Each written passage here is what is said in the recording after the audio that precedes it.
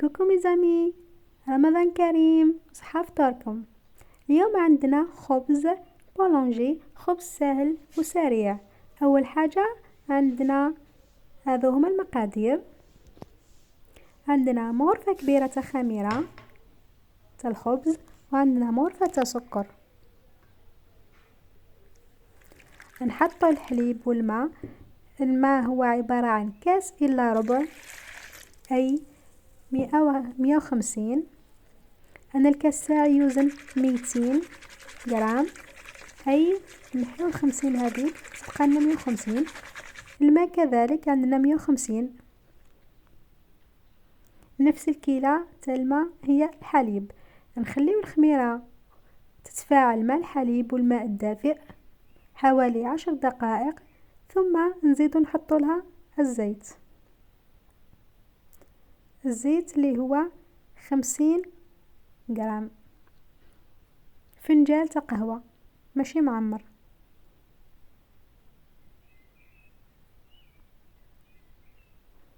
نزيد نحط لها شوية جلجانية، شوية سانوج اختياري.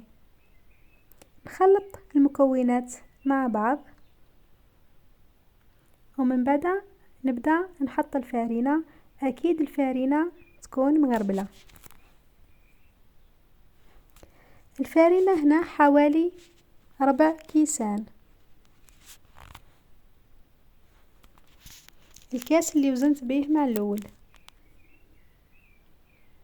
إذا الفارينة تاعكم تشرب، أكيد نحاولوا نحطوا 3 كيسان والرابع نزيدوه بشوية،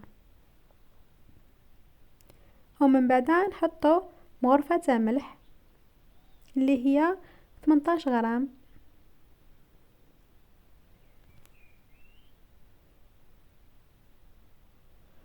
نبقى نحط في الفارينة تاعنا بالتدريج حتى تولي عجينة. أكيد الفارينة نغربلوها باه الهواء يدخل فيها. نحرك هكا بشوية حتى نتحصلوا على عجينة.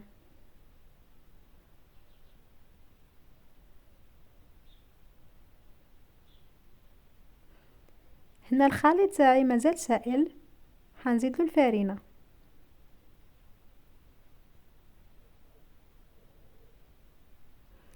حتى نكمل 4 كيسان.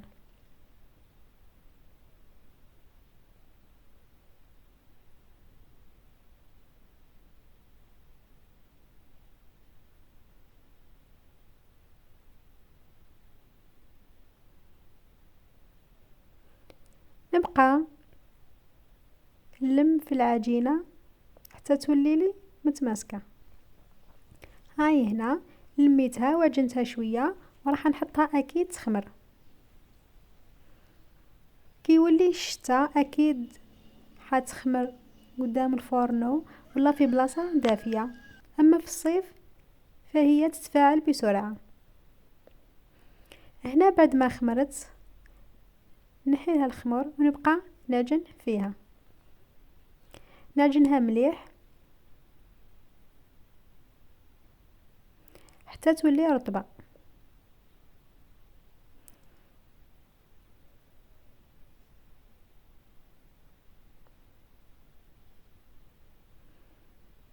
نبقى نعجن فيها، ومن بعد نقسمها كريات.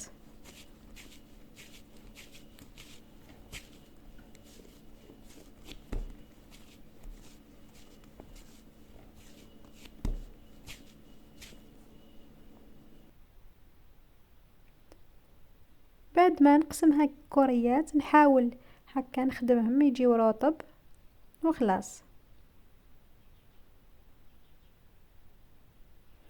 انا العجينة تاعي قسمتها الى 5، اللي يحب يديرهم كبار يديرهم 4.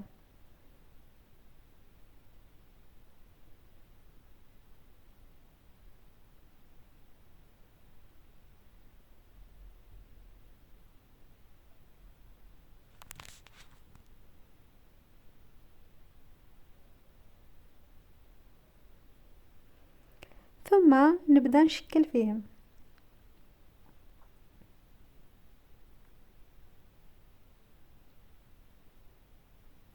نحل العجينة تاعي على شكل طولي بالطول،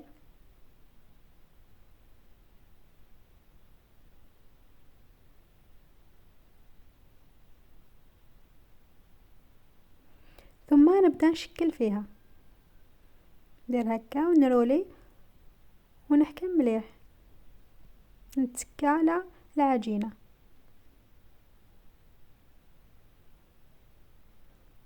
نغلق هذولي من تحت ونزيد نحلها شوية هكا، نتكى على الجوانب وفي النص نحاول نخليه شوية خشين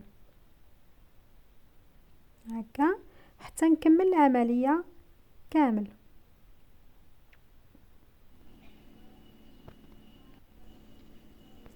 من بعدها نحطها في بلاطو مدهون اما بالزيت او فارينة او بابي كويسون، ونبدا نديرلهم هكا بالموس، نشلحهم ونخليهم يخمروا شويه. اللي يحب يخليهم يخمروا ومن بعد يدير لهم صفار بيضة كما يحب، واللي يحب هكا بعد في نفس الوقت يدير لهم الصفار. انا هنا درتهم هكا، شلحتهم ودهنتهم وخليتهم يخمروا، راح يزيدوا يخمروا شويه حتى الحجم تاعو يبدا يتضاعف. كي تولي تخدمي فيه تحسيه باللي بزاد الحجم تاعو. ثم نحطو شويه سانوج ولا جلجلانيه، نخليه يخمر شويه ونحطو يطيب. الفرن يكون مسخن من قبل اكيد، كل وحده والفرن تاعها. اهم حاجه في الخبز باه يصلح لازم يخمر مليح، يخمر الخطره الاولى هذيك تاع 10 دقائق العجينه باه الخميره تتفاعل وتتغذى، ومن بعد زيد يخمر وزيد هنا نحطو مده ماشي بزاف. ها وهنا بعد ما طاب نتيجة رائعة، خبز يهبل.